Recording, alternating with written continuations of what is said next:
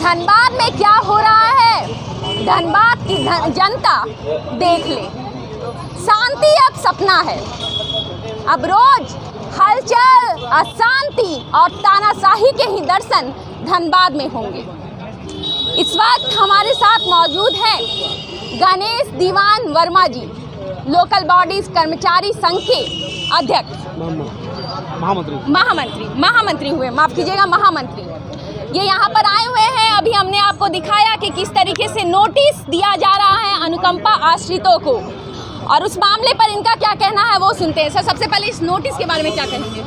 देखिए, नोटिस तो एक मान लीजिए एक बहाना है। असल में जो है जी, इस देश में जब से कॉर्पोरेटीय पूंजी की सत्ता स्थापित हुआ है 2014 के बाद से, एक तरह से देखा जाए तो लोकतंत्र को समाप्त करने के लिए जितने भी संस्थागत प्रयोग हथियार है उसका मजदूरों को कुचलने के लिए इस्तेमाल किया जा रहा है, किसानों को कुचलने के लिए इस्तेमाल किया जा रहा है, शिक्षित बेरोजगारों को कुचलने के लिए इस्तेमाल किया जा रहा है। उसी का एक नमूना जो है इस कोयलांचल आर्थिक राजधानी धनबाद में देखने के लिए मिल रहा है, और एक प्रयोगशाला बना हुआ है। और सारे चीज़ जब 28/9/2022 को नगर आयुक्त को मैं दिया, बात करने के लिए भी गया, उस वक्त भी इन्होंने एक टुटपुंडिया अधिकारी को भेज दिया जिसका कोई अथॉरिटी नहीं है। चूँकि नगर आयुक्त अथॉरिटी है, हम लोग कोई अनपढ़ आदमी नहीं है, हम लोग भी LLB वगैरह करके जो है लॉयर की हैसियत से हम लोग यूनियन चलाते हैं। और अभी हम समझते हैं कि लोकतंत्र अभी डरा नहीं है, लोकतंत्र अभी मरा नहीं, अभी अभिव्यक्ति का आज़ादी है हमारे पास, और शक्ति का जितना प्रयोग हो सकता हम लोग करेंगे, मुकाबला करेंगे, हम मरते दम तक करेंगे। इसलिए उतना हौसला के लिए हम लोग के पास कमी नहीं है। लेकिन ताज्जुब की बात है कि तमाम संबंधित पदाधिकारियों को, थाना से लेकर तमाम लोगों को पहले से पूर्व सूचना दिया हुआ है, और एक तरफ बात करने के लिए बुलाते हैं और अपने लोगों से जो है हमला करवाते हैं और उसके बाद मुकदमा में डालते हैं। ये कौन सा कानून चल रहा है देश के अंदर में? कानून तो सबके लिए बराबर है।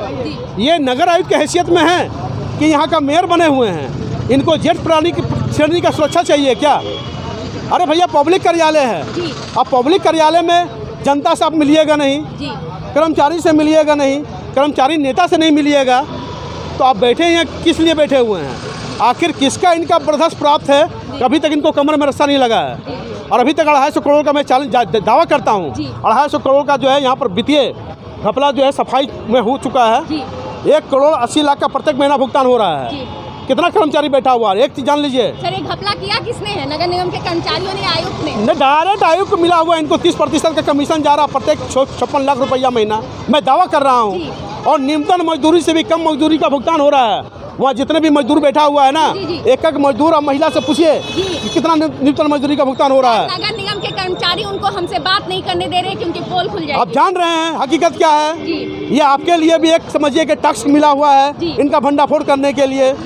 और मैंने न्यूनतम मजदूरी तो न्यूनतम मजदूरी, इनका बोनस का पैसा, सारा पैसा बंडर बांट करके खा ले रहा है लोग। ये क्यों? एक सरकारी मैंने ऑटोनमस बॉडी के अंदर में लूट, तो आप समझ सकते हैं कि बाकी देश के अंदर में किस प्रकार का लूट मचा हुआ है। कोई बैंक, LIC, बीमा, हमारा बीमा करता है वहाँ पर, लेकिन कोई देखने वाला नहीं है।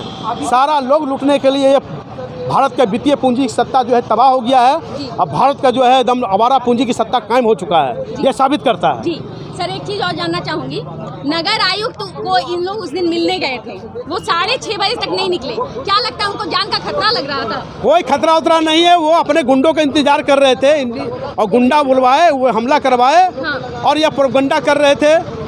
क्योंकि मुख्य सचिव ने इनका जो है बॉडीगार्ड हटा दिया है इनके रवैये से, और इनको जेठ प्रणाली का सुरक्षा चाहिए।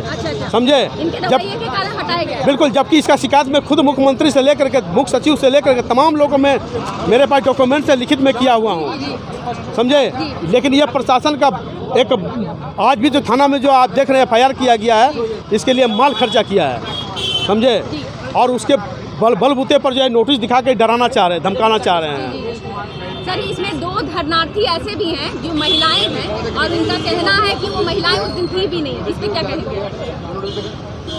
यही बात तो मैं कह रहा हूँ, पूरा का पूरा मामला, ये पूरा का पूरा मामला जो है ना, ये जो वित्तीय लूट हुआ है, इसको दूसरे तरफ जो घुमाना चाह रहे हैं ताकि लोगों का ध्यान बढ़ जाए।